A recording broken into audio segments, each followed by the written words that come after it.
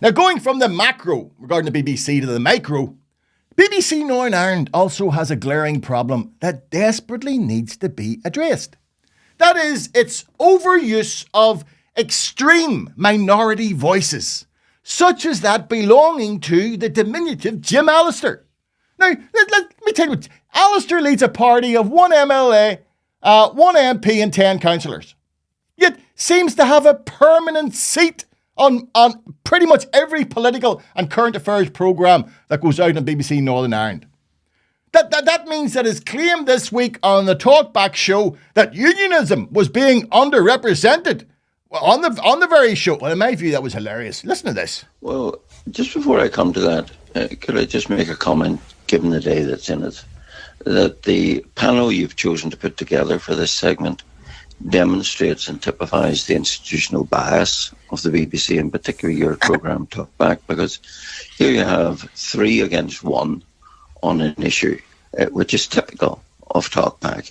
You have 2 panellists who are in favour of the DUP, of unions being represented, and you have yourself an activist. I'm not an activist. With a very left-wing worldview. Of course, I also have Steve Aiken, the Ulster Unionist MLA, who will be attending. Then it's 3. Then it's 4. And I've got a clip from him. So the question today is whether it's right for the DUP to go or not.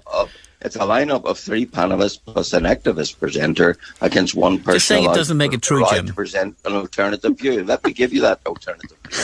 Not very nice calling a journalist an activist, or whatever he called him. Let's be clear, people.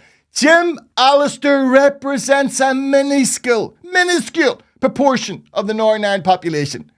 It is therefore time that BBC NI recognises that fact and stops giving him a disproportionate amount of time on their programmes.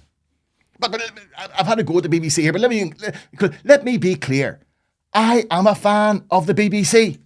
I genuinely believe that public service broadcasting adds to all our lives and produces output which would never be made if it were down simply to market forces.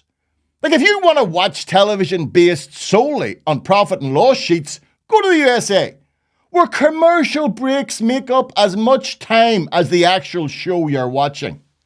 The BBC remains one of the world's most trusted news providers.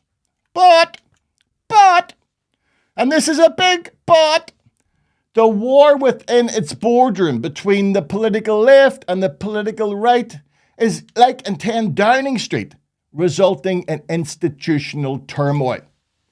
And while the panorama edit was sloppy, the programme itself was factually correct. Insofar, it was Trump who brought that mob onto the streets of Washington, where they attacked Capitol Hill.